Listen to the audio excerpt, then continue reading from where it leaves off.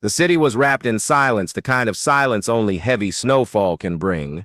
Streetlights glowed dimly under the curtain of falling flakes, and the world seemed to be holding its breath.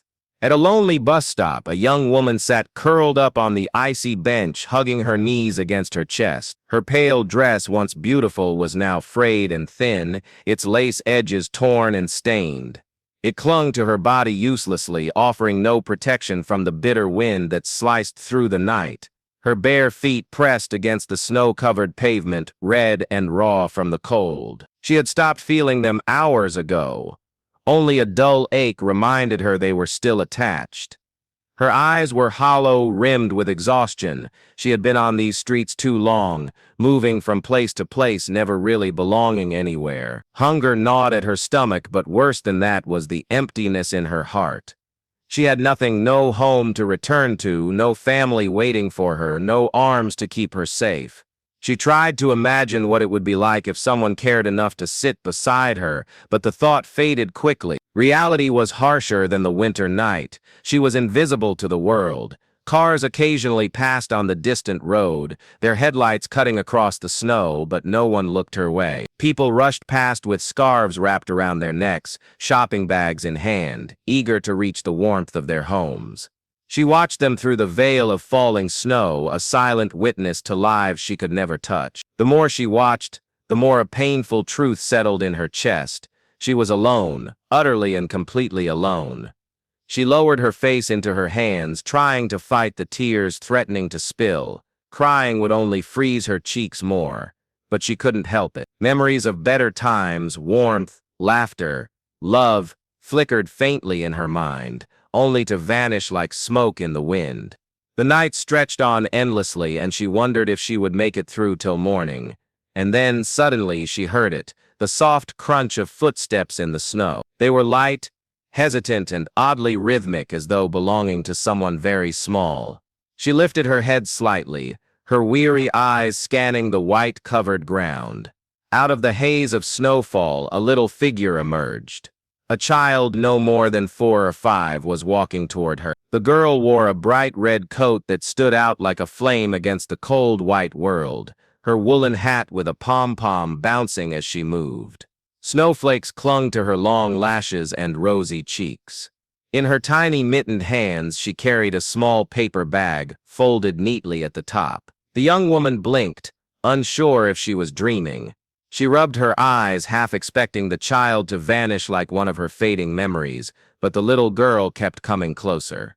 Her boots crunched softly in the snow as she stopped right in front of the woman, tilting her head curious. The young woman sat frozen, not knowing what to say. Children didn't usually approach her. They clung to their parents, who steered them away from people like her, the forgotten, the unwanted. Yet here was this little one, standing fearlessly before her, eyes wide with innocent concern. Without a word, the girl extended the bag toward her. The woman hesitated, her trembling hands still tucked tightly under her chin. She stared at the bag as if it were a foreign object, too fragile, too precious to be meant for her. Slowly, cautiously, she reached out. Her fingers brushed against the child's mitten, and the warmth startled her. She opened the bag, and a wave of comforting smell hit her. Fresh cookies, still faintly warm. The woman's throat tightened. She couldn't remember the last time she had tasted something homemade, something filled with care rather than scraps picked up here and there. Her lips parted, but no words came out. "You look hungry," the little girl whispered, her voice soft and tender, yet filled with a certainty that broke the woman's heart. The young woman felt tears sting her frozen cheeks. She tried to smile, but it trembled and collapsed into a sob. She wanted to refuse, to say she couldn't possibly take food from a child, but her stomach twisted painfully inside her.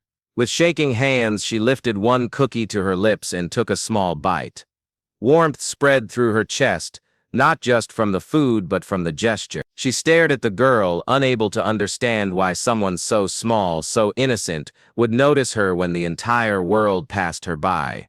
"Thank you," she whispered hoarsely, her voice nearly lost in the falling snow. The little girl smiled, her eyes lighting up as though she had just given away the most important gift in the world. She didn't say anything else. She didn't need to. For the first time in what felt like forever, the young woman didn't feel invisible.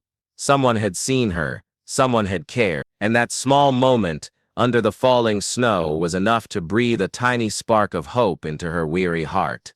10:31 p.m., 16, she chewed slowly, as though each crumb was too precious to waste, savoring the warmth that seemed to seep into her chest.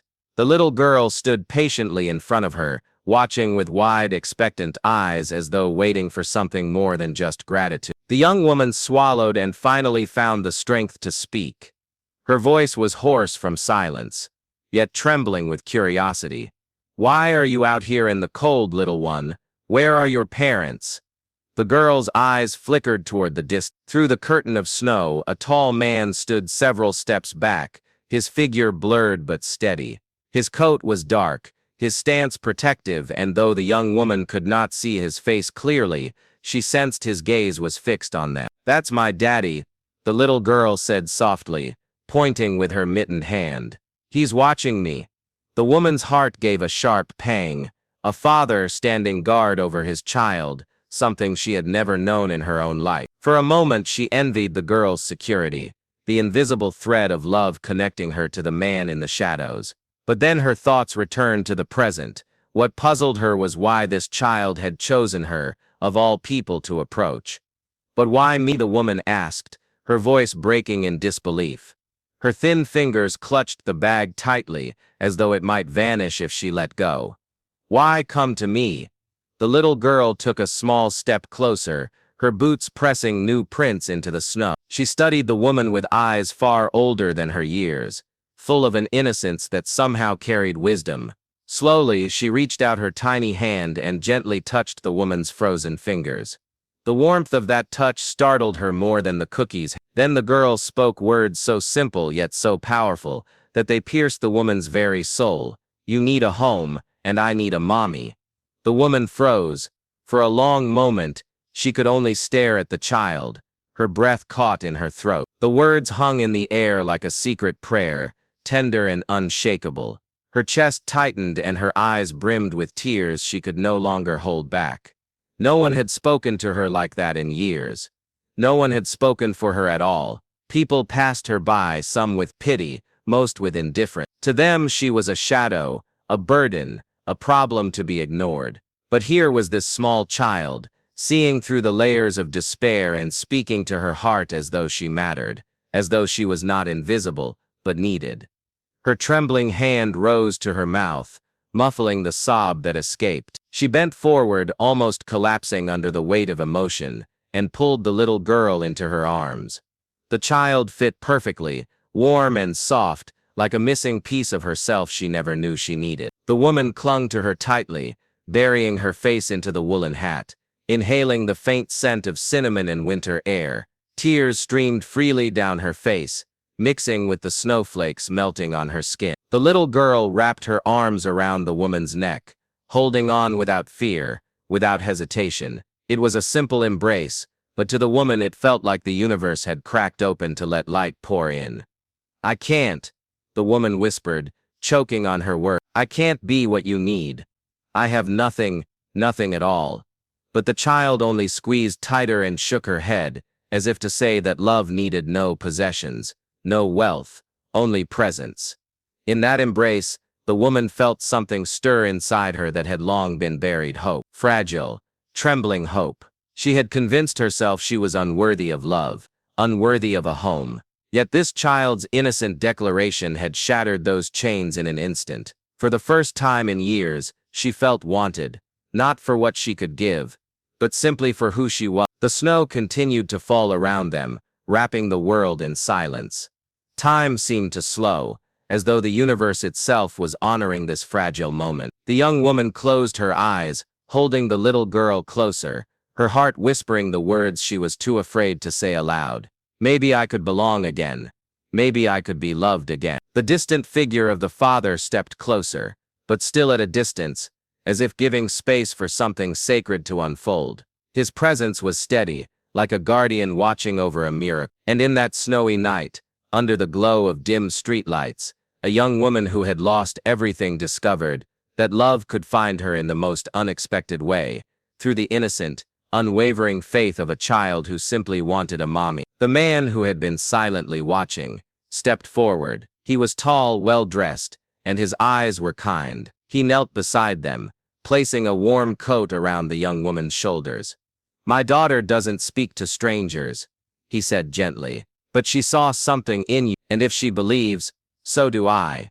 The young woman looked up at him, her tears mixing with snowflakes. She wanted to thank him, but her voice broke under the weight of emotions. That night she didn't sleep on the frozen street. Instead, she walked hand in hand with the little girl, toward a home she never thought she'd find. For the first time in years, she wasn't invisible. She wasn't forgotten. She wasn't alone. She had found not just shelter but a family, and in the child's innocent words, a reason to live again. Sometimes the smallest hearts carry the greatest love, and in a single sentence, they can heal a lifetime of pain.